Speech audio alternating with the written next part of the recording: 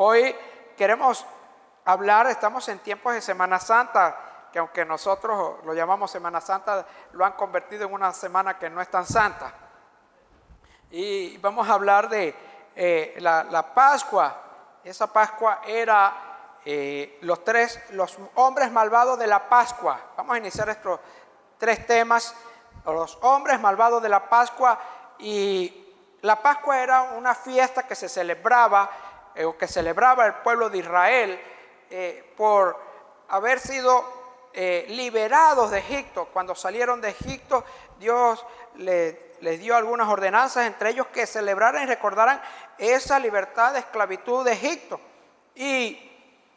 Pero cuando Cristo está ya en su etapa final, los últimos semanas, los últimos días, ocurre una serie de hechos, y entre ellos encontramos unos hombres malvados que están en esos hechos que ocurren cuando Jesús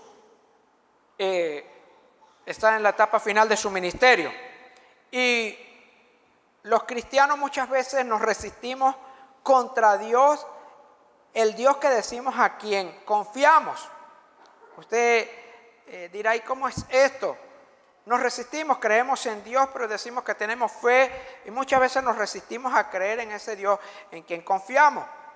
Y tenemos la Escritura y tenemos la palabra, y en muchas ocasiones sentimos que no podemos cubrir o cumplir algunas cosas que nos dice la Escritura, o hay otras cosas que dejamos de hacer, o unas cosas que hacemos y no confiamos plenamente en Dios. A lo mejor en este momento tú te encuentras en una situación de una lucha interna, estás luchando contra Dios porque esto lo quiero hacer, aunque no debo hacerlo. Sabemos lo que debemos hacer y lo que no debemos hacer, pero tenemos una lucha interna contra Dios, ese Dios que decimos que a quien creemos. Muchas veces sabes que aquello que debes hacer no lo hacemos, y lo que no debemos hacer lo hacemos, y eso nos perjudica. Y en la Biblia encontramos qué cosas debemos hacer. Y cuando nosotros decimos que nos resistimos contra el Dios en quien confiamos, que decimos en quien confiamos, en ese Dios que confiamos, en la gente que no cree en Dios, a esas cosas de que hacemos una cosa y decimos otra, o decimos una cosa y hacemos otra, se llama generalmente hipocresía. Y hay un poco de creer en lo que en la palabra y seguir lo que creemos. Pero hoy quiero hablar de un poco de un personaje en la Biblia que lo encontramos ya en la parte final del ministerio de Jesús, y se llama Caifás.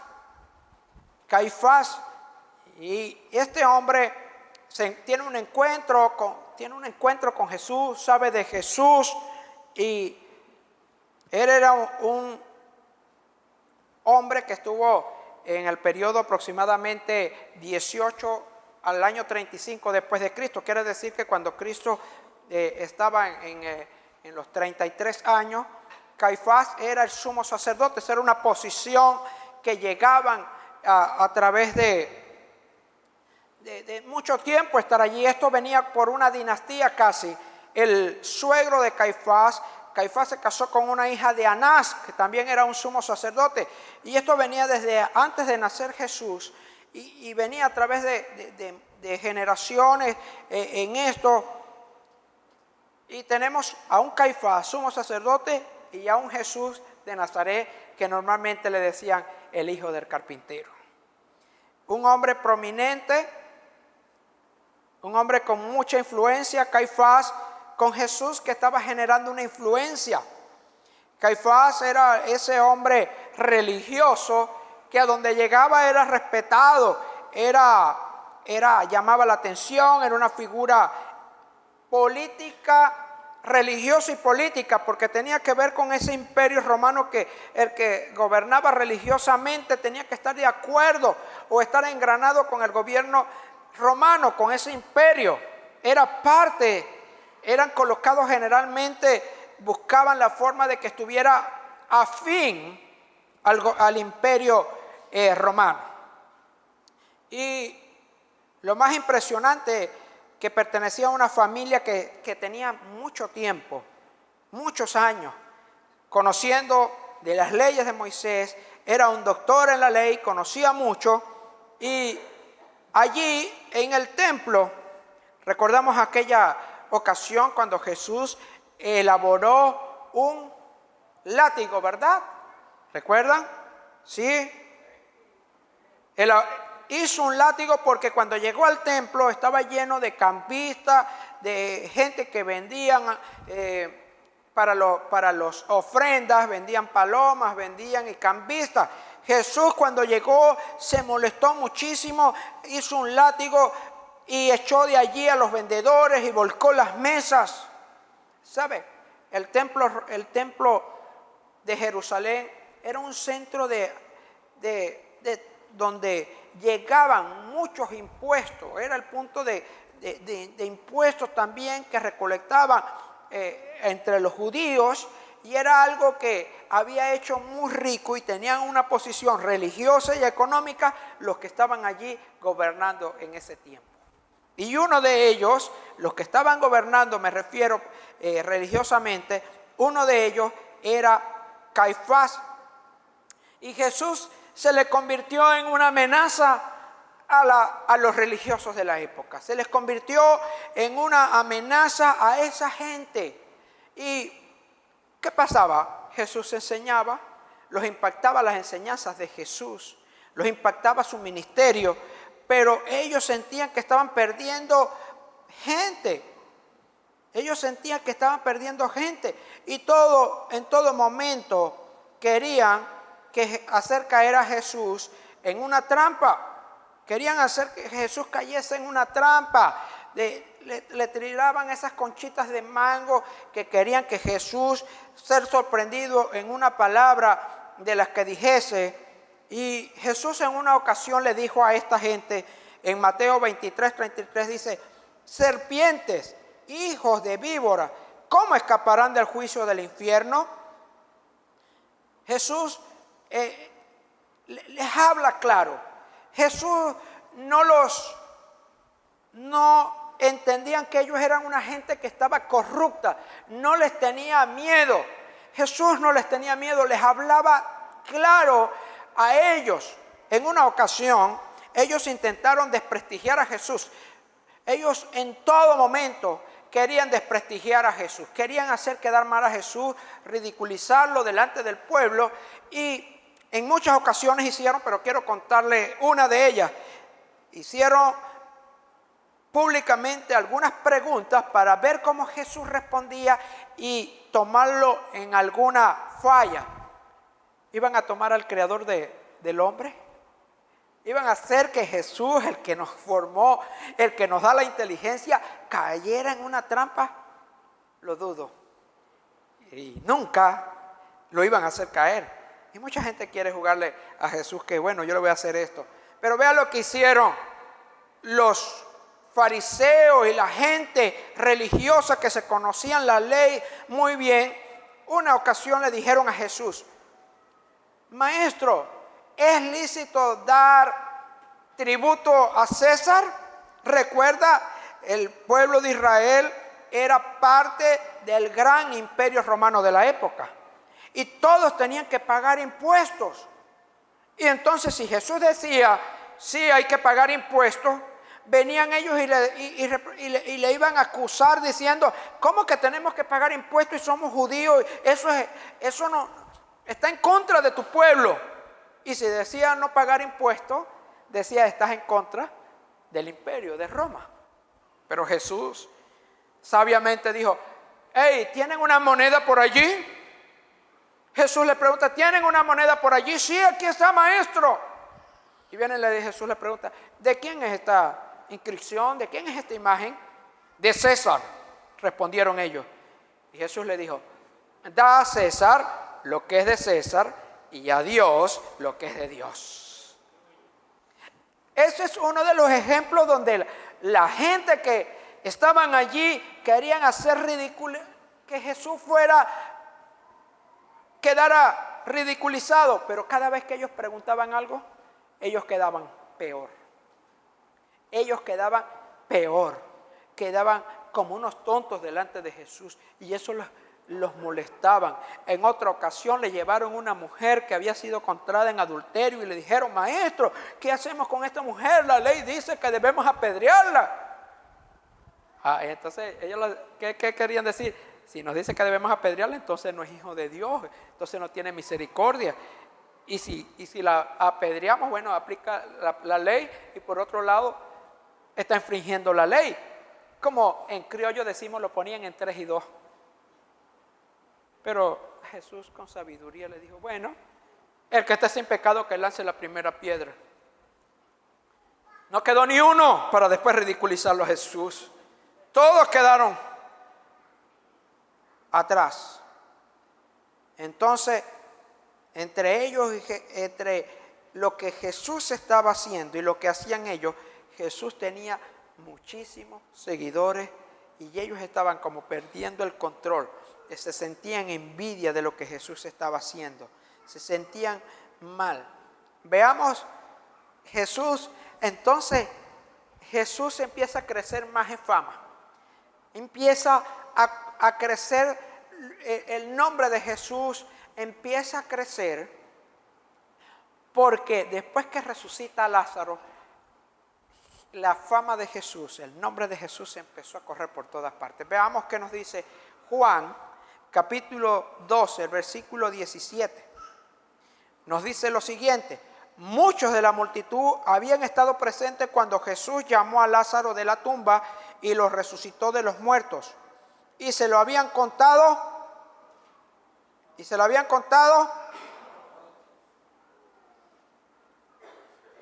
contado a otros.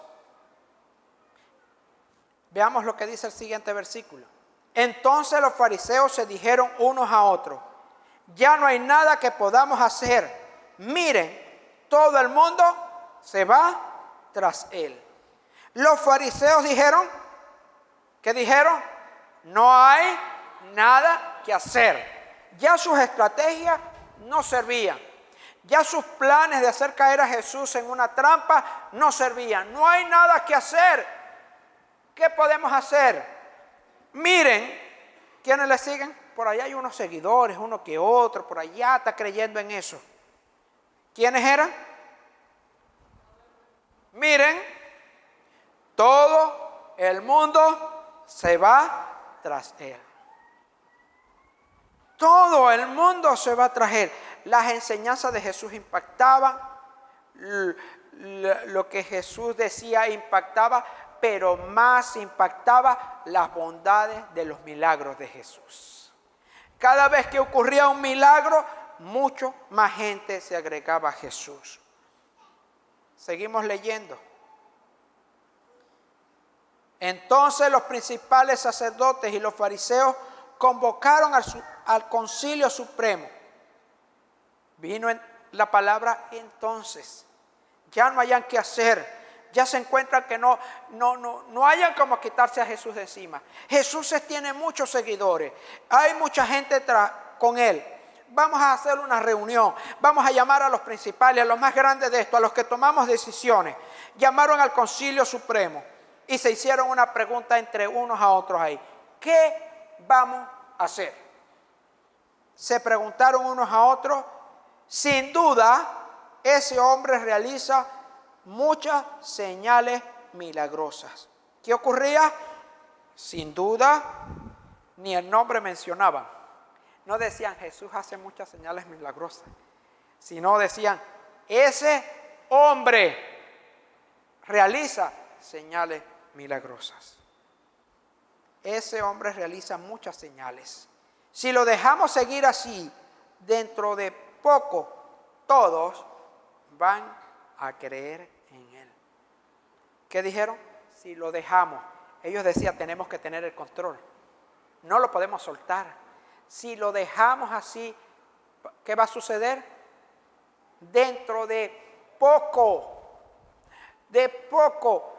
todos van a creer en él. Entonces, el ejército romano vendrá y destruirá nuestro templo como nuestra nación. Caifás aquí, uno de los que estaban allí,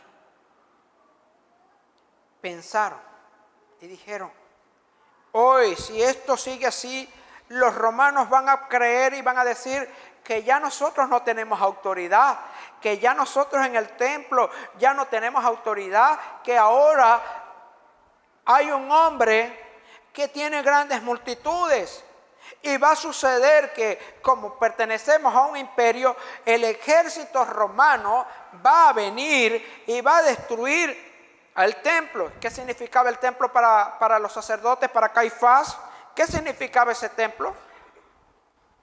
Era su lugar de ingreso. Era su lugar donde le daba posición. Era el lugar que generaba posición y riquezas. Era un lugar donde se sentían seguros. Y dice: destruyen al templo y matan al pueblo. Va a destruir la nación, el ejército. Ustedes saben que el ejército romano era muy fuerte. Entonces los sacerdotes pensaron: si Jesús seguía así, nos va a dañar. Si Jesús sigue así, vamos a perder toda la fama. Pero ellos no querían perder lo que tenían: el poder, las riquezas, todo lo que ellos habían hecho. Y sabían que tenían que hacer algo rápido. Pero iba a costar mucho. ¿Sabe que seguir a Jesús va a costar un poco? ¿Sabe que seguir a Jesús va a costar un poco? Seguir o no seguirlo, hay dos opciones: seguir o no seguirlo. ¿Qué pasaba si venía el pueblo romano? ¿Qué sucedía? El ejército romano, ¿qué sucedía? ¿Qué pensaron ellos? Van a destruirnos, van a quitarnos el lugar de ingreso, van a quitarnos todo. Imagínense entonces lo siguiente: una persona se convierte a Jesús y es soltera, y dice, un jovencito, y dice: ahora para seguir a Jesús me va a costar algo. Dígale que está a su lado: seguir a Jesús cuesta algo. Dígaselo con seguridad: seguir a Jesús cuesta algo. Imagínense entonces un soltero y tenga que decir: bueno, ahora tengo que buscar una novia que sea cristiana y que tenga los mismos principios que yo. Ese soltero va a decir: ya tengo que dejar de andar con 4 o 5 novias o andar con esas chicas, ya yo tengo que enseriarme. O la chica puede decir lo mismo: ya yo tengo que buscar una pareja cristiana que vaya a los principios, con los principios que yo tengo. Eso va a costar un poco, eso cuesta un poco. Nosotros, ¿a cuánto les fácil venirse los domingos para la iglesia corriendo? Amén. ¿Sabe? También cuesta un poco. Muchas veces nos resistimos a venir a la iglesia y sentimos un poco de esfuerzo para venir. Pero gracias a aquellos que dijeron amén, yo sé que todos queremos venir los domingos. Porque si no venimos los domingos y nos resistimos a venir, vamos a perder la comunión con los hermanos y vamos a irnos enfriando, vamos a irnos perdiendo lo que Dios tiene para nosotros. Por eso usted deja los domingos para venir a la iglesia, aunque le llegue el agua a las 5 de la mañana, aunque tenga que lavar la casa, aunque tenga que limpiar. Mucha gente dice: yo no voy a la iglesia porque hoy me llega el agua y yo tengo que llenar mis tanques y tengo que lavar y tengo que limpiar. Pero aquellos que dicen: así me cuesta que no los pueda llenar completamente, yo voy a la iglesia porque allí recibo de Dios bendición. Así tenga yo que hacer muchas cosas. Sí cuesta un poco, porque podemos decir: el domingo me voy a quedar durmiendo hasta las 10 de la mañana. El domingo voy a quedarme descansando. El domingo lo voy a dejar para lavar todas las ropas. Estoy libre y voy a lavar las ropas. El domingo lo voy a dejar para reparar el carro. Si lo empieza a reparar un domingo, el otro domingo le va a encontrar otra fallita más. Tengo que lavar el carro y tenerlo limpiecito. No voy a dejarlo para limpiar la casa. Voy a hacer una limpieza profunda a la casa. Voy a hacer una limpieza profunda. Cuesta algo seguir a Cristo. Y no estoy diciendo que nada más es convenir a la iglesia. Es uno de los ejemplos. Seguir a Cristo cuesta algo. Usted tiene que costar un poquito, de repente levantarse un poquito más temprano para orar. Tomarse tiempo para leer la Escritura. Cuesta algo. Sí, ¿para cuántos cuesta un poquito? Amén. Vamos a ver qué le dijo Caifás. Y Caifás, quien era sumo sacerdote en aquel tiempo, dijo: no saben de qué están hablando. No se dan cuenta de que es mejor para ustedes que un solo hombre muera por el pueblo y no que la nación entera sea destruida. Caifás viene y dice: hey, ¿no se dan cuenta de que es mejor para ustedes? ¿Para quién? Yo soy buena gente, vale, yo estoy pensando bien. Una idea extraordinaria. Es mejor para ustedes que un solo hombre muera. ¿Cuántos? Un solo hombre muera, ¿por quién? Y no que la nación entera sea destruida.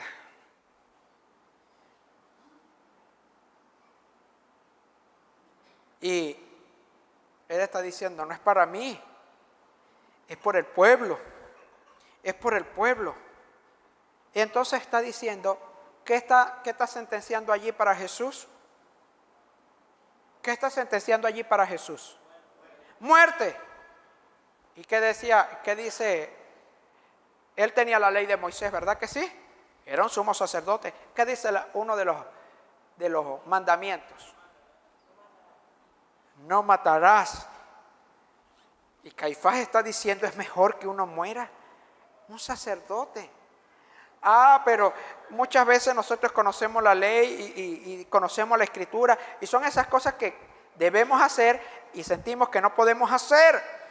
Y así como Caifás conocía la Escritura que decía no matará, muchas veces nosotros decimos: es que estoy diciéndole una mentirita para que no se sienta mal. Es que le dije una mentira es para no hacerlo sentir mal. ¿Sabe una cosa? La mentira le decimos es para quedar nosotros bien parados.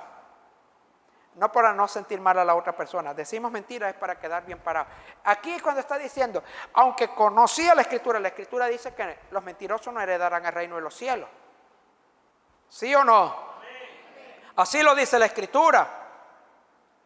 Pero para yo mantener el poder, para yo mantener la nación, para yo mantenerme aquí, que Jesús muera. Pero veamos lo que dice el siguiente versículo. Dice: no dijo eso por su propia cuenta, como sumo sacerdote en aquel tiempo. Fue guiado a profetizar que Jesús moriría por toda la nación, y no solo por esa nación, sino que también moriría para congregar y unir a todos los hijos de Dios dispersos por el mundo. Lo que no sabía Caifás, y lo escribió Juan, es que Jesucristo tenía que morir por toda la humanidad. Caifás lo estaba diciendo por salvar al pueblo judío, pero cuando Jesús murió por todo el mundo, para que todo aquel que en él crea no se pierda, mas tenga vida eterna. Amén. Para que todo aquel que en él crea tenga vida eterna. Y a la final, ¿sabe lo que pasó? Que a la final, cuando muere Jesús, lo que generó fue una multiplicación del mensaje de salvación. Cuando Jesús muere, Caifás no sabía que lo que estaba era, cuando él decretó la muerte, él estaba decretando la multiplicación del mensaje de Jesús. Ya la gente no seguía a Jesús. Mire lo que pasó una semana después de todo esto, pocas semanas después, cuando Cristo muere, a los 3 días resucita y empieza Caifás a escuchar por allí: ¡Ey, Jesús resucitó! Jesús se le apareció a unas mujeres, Jesús se le apareció a los discípulos. Dice que tuvo muchas apariciones. Pero después que Jesús es ascendido al cielo, ¿sabe lo que ocurre? es que ya no siguen a un Jesús físicamente, siguen al nombre de Jesús. Y ese nombre de Jesús usted lo sigue hoy. Jesús no está presente en físico, pero cree que Él vino y murió por ti y por mí. Él no está presente, pero Él murió por ti y por mí.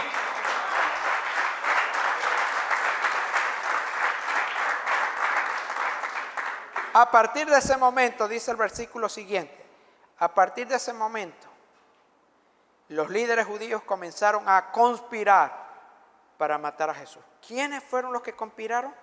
El mismo pueblo, los mismos judíos, los jefes. ¿Quiénes?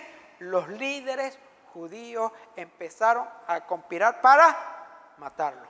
Ellos tenían otro tipo de trabajo anteriormente. ¿Cuál era? Hacer caer a Jesús en alguna trampa. Eso no les dio resultado, pero ahora el plan era muerte. Una segunda fase era muerte. Ellos pensaron que muriendo Jesús se acababa todo y que era que ellos le iban a dar muerte. Vamos a ver qué era lo que Jesús vino a hacer. En el versículo 17 de Juan capítulo 10 dice, Juan 10:17 nos dice, el Padre me ama porque sacrifico mi vida. ¿Por qué? Sacrifico mi vida.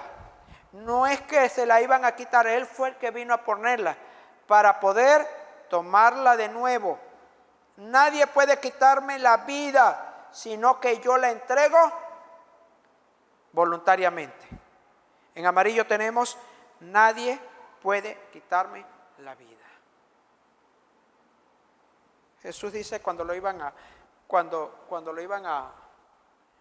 fueron a apresar, vino Pedro y sacó su espada y le cortó la oreja a uno, porque quería defenderse. Y Jesús dijo, no me defiendas, yo vine a poner la vida. Si yo puedo llamar a los ángeles que vengan y me rescatan. Yo tengo poder porque Jesús, nada más cuando dijo Jesús la palabra, Jesús preguntó cuando fue una turba a buscarlo, y Jesús pregunta, ¿a quién buscáis? A Jesús de Nazaret. Jesús dijo, yo soy. Y cuando Jesús dijo, yo soy, dice la palabra de Dios que todos cayeron de espalda. Todos cayeron nada más con la palabra de Jesús. Jesús tenía autoridad, dice, nadie puede quitarme la vida, sino que yo la entrego voluntariamente en sacrificio, pues tengo la autoridad para entregarla cuando quiera y también para volverla a tomar. Esto es lo que ordenó. ¿Es lo que qué? Nosotros podemos tomar decisiones de cualquier índole y dejar afuera a Dios, pero de todas las decisiones vamos a tener consecuencias, y en todo Dios está presente, porque Dios está presente en todas las cosas. Caifás tenía un problema. Él no podía mandar a matar a Dios y transcribir la ley. Él tenía que demostrar que no solamente Jesús era una amenaza para los judíos, sino también para el imperio romano. Es por eso que le dijeron el rey de los judíos. ¿Cuál fue la matriz de opinión que empezaron a generar para el imperio? ¿Qué fue lo que empezaron a decir para el imperio? Empezaron y buscaron unos testigos falsos y buscaron unas cosas. Cuando iban a crucificar a Jesús, buscaron una gente que diera falso testimonio de Jesús. Y a la final, cuando Jesús es crucificado, le colocaron una placa sobre la cruz que decía ¿qué? Rey de los judíos. Porque esa fue la imagen que querían mostrarle al imperio. Porque al imperio romano cualquier persona, cualquier tumulto que se hiciera, cualquier cosa que hubiera que pensase o que pensara en contra del imperio romano, venía el ejército y lo destruía. Venía el ejército y lo destruía. Así que estos empezaron a crear esa matriz de que Jesús estaba diciendo que era el rey. Imagínense, en una ocasión Jesús alimentó a 5,000 hombres y habían mujeres y niños. Habían unas 15,000 personas. Imagínense en aquel tiempo tener un grupo de, en un momento, 15,000 personas. Eso llena la calle Comercio de aquí unas cuantas cuadras. 15,000 personas. Si el imperio veía eso, estaba diciendo, sí, este está haciendo un contra el imperio, pero Jesús no vino con eso. Jesús vino para salvar y rescatar a todo el que se había perdido. Todo lo que se había perdido, Jesús vino a rescatarlo. Entonces encontramos a Jesús de Nazaret, que tiene entre 30 y 33 años, y encontramos un sumo sacerdote que está gobernando en ese tiempo. Y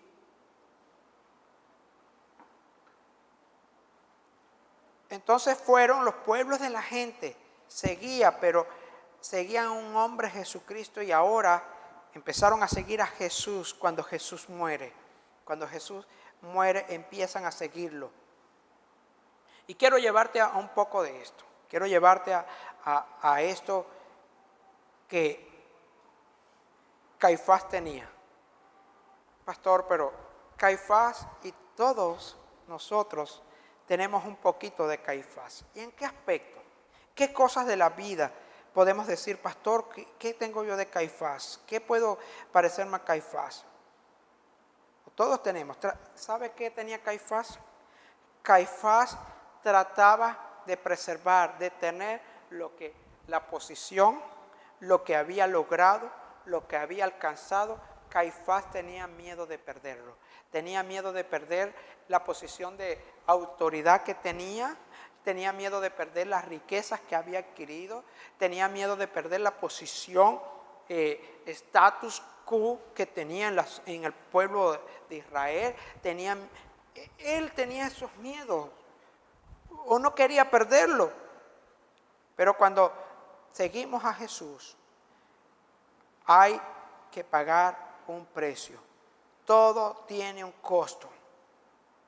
Y quizás nosotros muchas veces para seguir a Jesús no queremos doblegar algunas cosas. Nos hacemos pequeños dioses y queremos conservar algunas cosas, el nivel de vida, el estatus, algunas cosas. Y así que fue que Caifás tuvo un encuentro con Jesús, supo de Jesús, pero él no se atrevió a doblegarse, porque Jesús para él era el hijo del carpintero y él era el sumo sacerdote. A veces nuestras posiciones nos hacen sentir superiores. Él tenía que bajar de un estatus de sacerdote, de un prominente en la sociedad judía, donde cuando llegaba Caifás era un hombre de gran renombre. Era una persona de gran influencia que ha llegado el sumo sacerdote. Ha llegado en este lugar el sumo sacerdote Caifás. Vamos a colocarle la alfombra roja. Es un hombre prominente en nuestra sociedad. Es una persona muy renombrada. Y él no iba a dejar ese lugar para ir a rendirse a los pies de Cristo. Habían pequeños dioses en su vida que no dejaban acercarse a Jesús y entregarle su corazón. Y quiero llevarte a esto. Muchas veces nosotros tenemos pequeños dioses que no nos dejan seguir a Jesús. Tenemos pequeños dioses que no nos dejan avanzar. Y esos pequeños dioses siempre nos decepcionan. Esos pequeños dioses desaparecerán un día. Un día, aquello que me limitaba a servir a Cristo, aquella empresa que yo trabajaba, que yo administraba y que hacía algunos negocios que no estaban correctos, que cuando declaraba el impuesto, ahorita toca declarar antes del 31 de marzo el impuesto, entonces empezamos a colocarles unos números allí que no son, y aunque me duela pagar, tengo que pagar. Y yo digo, ¿y dónde está este dinero? Bueno, Dios lo proveerá. Pero tenemos que declarar, pero yo tengo en la empresa y tengo que declarar menos de lo que entró y tengo que hacer algunas triquiñuelas porque entonces me toca pagar. Esos pequeños dioses de mi empresa, de mi negocio, de mi estatus, eso va a pasar. El carro que me quedo lavando los domingos, la casa que me quedo arreglando los domingos, todo el trabajo. No es que eso sea malo trabajar, arreglarlo, pero estoy descuidando muchas veces a Dios. Estoy descuidando el congregarme, estoy descuidando porque le he dado lugar a otras cosas en vez de darle lugar a Dios. Todo eso va a quedar en la urna cuando yo me muera, o cuando nos moramos. En ninguno le he visto que le han colocado una casa, le han colocado un carro. A nadie de lo que trajo, de lo que hizo, por muy rico que sea, por muy multimillonario que sea, la diferencia está después de muerto es el velatorio, la urna, porque igualito va a la tierra. La palabra de Dios dice, del polvo venimos y al polvo volvemos. Nos hacemos pequeños dioses que a la final también nos decepcionan en la vida. A la final también nos dejan. Dios tiene un plan para ti y para mí. Y tú lo sabes, que Él quiere que tú le dediques tu corazón y tu vida al Señor. Él quiere que tú camines con Él, que avances con Él, que le sigas a Él. Enseñanza de esta historia de Caifás, ese hombre que conocía la ley, así como muchas veces la conocemos nosotros, qué hacer, qué no hacer, pero nuestra posición nos limita muchas veces a hacerlo. Caifás, de esta historia, decirle así a Dios va a costar algo. Decirle sí a Dios te va a costar algo. Dile al que está a tu lado, decirle sí a Dios te va a costar algo. ¿Nos cuesta? ¿A cuánto les cuesta? Seamos sinceros, sí nos cuesta un poco. Volvamos a decir, seguir a Dios, vamos a decirlo como está allí, decirle sí a Dios, nos va a costar, te va a costar, pero veamos lo otro. Decirle no a Dios te costará mucho más. Decirle no a Dios te va a costar mucho más. ¿Por qué? Incluyendo todo aquello que pusiste en el lugar de Dios. Va a costar más. Porque cuando seguimos a Dios nos cuesta dejar algunas cosas. Y es que si lo dejamos es porque Dios nos ama. Dios nos dice que no cometamos adulterio porque nos ama, porque no quiere que en tu matrimonio hayan discusiones, hayan peleas y haya separaciones. Él te dice que no vivamos en fornicación porque Él quiere que tú lleves una relación de pareja íntima con tu esposo o cuando te cases. Él nos ama y cuando tú le dices sí a Dios, hay cosas que tú y yo tenemos que dejar porque cuando le decimos sí a Dios, usted y yo tenemos una seguridad de algo, de que usted en este mundo tiene la bendición de Dios que te hará prosperar en todo, pero tenemos vida eterna. ¿Sabe que los que le dicen no a Dios también tienen vida eterna? Pero hay el lugar que ni siquiera queremos mencionar, que nos eriza todos los vellos de la piel, nos eriza la piel, ese lugar que se llama el infierno, que no lo queremos mencionar, pero le he dicho sí a Dios y quiero ir, le he dicho no a Dios y quiero ir para el cielo. ¿Me siguen? Le dije no a Dios, pero yo quiero ir para el cielo. Todo el universo, todos quieren ir para el cielo. Ahora, el detalle está en que si yo estoy haciendo las cosas que me llevan para el cielo. ¿Me sigue? Amén. Iglesia, ¿me sigue? Amén.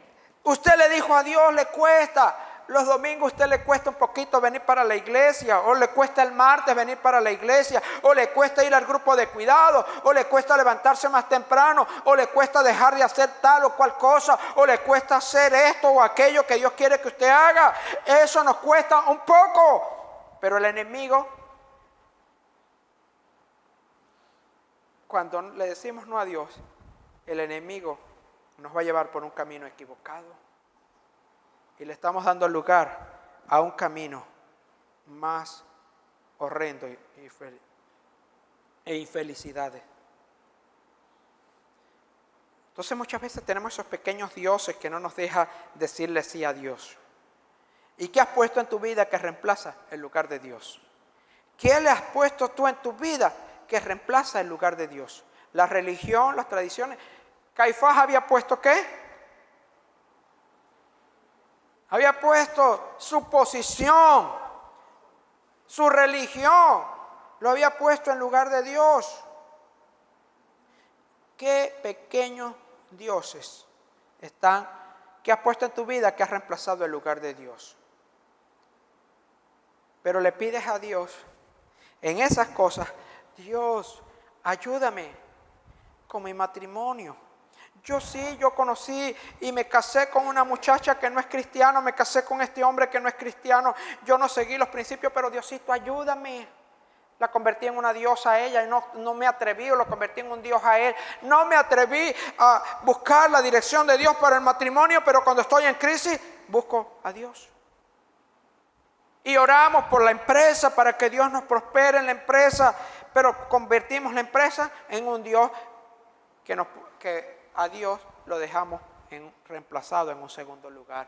Le pido a Dios que me bendiga en tal o cual cosa.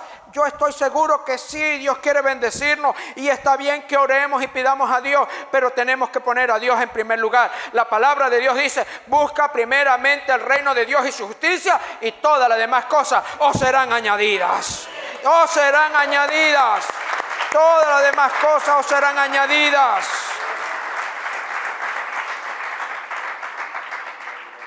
Dios quiere que tú y yo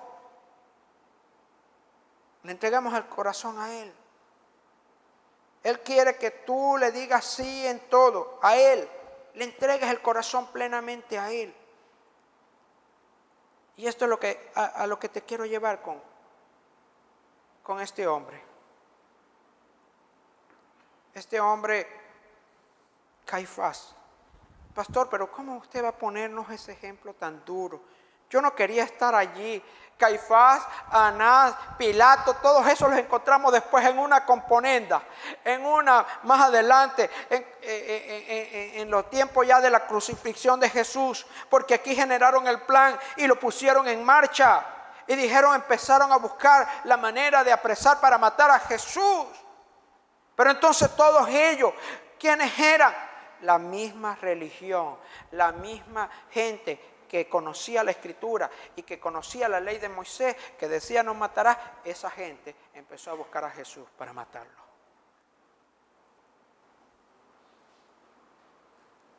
¿En qué cosas necesitamos decirle a Dios sí?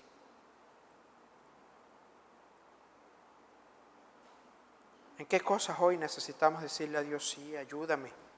Quiero ponerte en primer lugar, ayúdame. Quiero que tú seas el primero. Quiero decirte sí, Señor.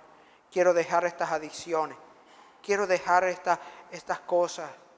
Quiero comprometerme más contigo. Quiero hacerlo mejor cada día. Ayúdame, Dios, porque te quiero servir. Pero algunas cosas también pueden ser que nos estén limitando servir a Dios. Puede ser que sea la fama. Puede ser que sea el lugar de posición económica, puede ser la empresa. ¿Y cómo hago con la empresa? Me va a quebrar. Si yo no hago este tipo de negocio, va a quebrar. Dice que el Señor nos sostiene y nos proveerá conforme a sus riquezas en gloria. Dice la palabra del Señor que Él nos guardará, pero tenemos que hacer las cosas correctas, tenemos que avanzar en lo correcto del Señor, en lo que Él quiere para nuestras vidas. Usted y yo necesitamos decirle sí a Dios y ponernos en sus manos, porque Él quiere bendecir tu vida. Y quiero decirle sí a Dios te costará algo. Te costará algo. Pero decirle no a Dios te costará mucho más. Hay gente que le ha dicho no a Dios. Recientemente hablaba con alguien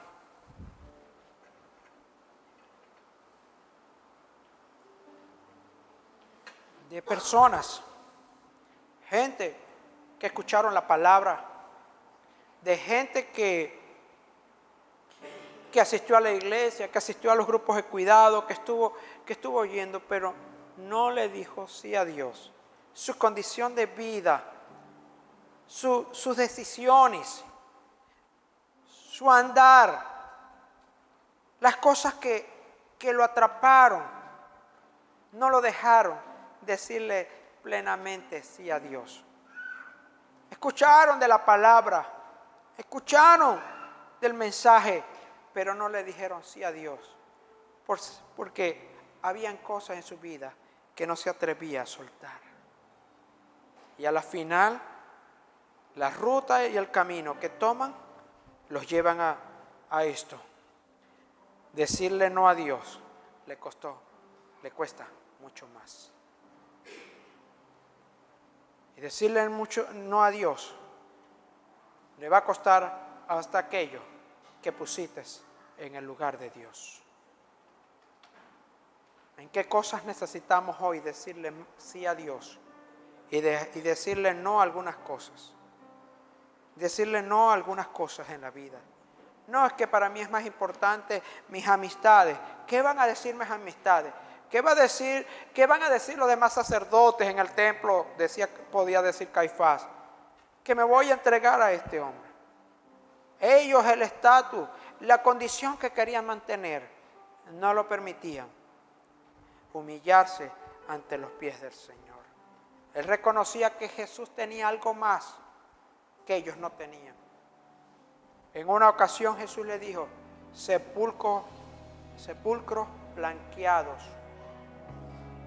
Por fuera están bien bonitos, pero por dentro están bien feos, puros huesos secos, puros huesos. Ellos estaban bien bonitos religiosamente. Mantenían una forma de vida. Dice la Escritura que ponían cargas en el pueblo que ellos ni siquiera con un dedo se atreverían a mover. Pero Dios te dice en esta mañana, dile sí a Él, que va a costar un poco, porque decirle no a Jesús le va a costar mucho más.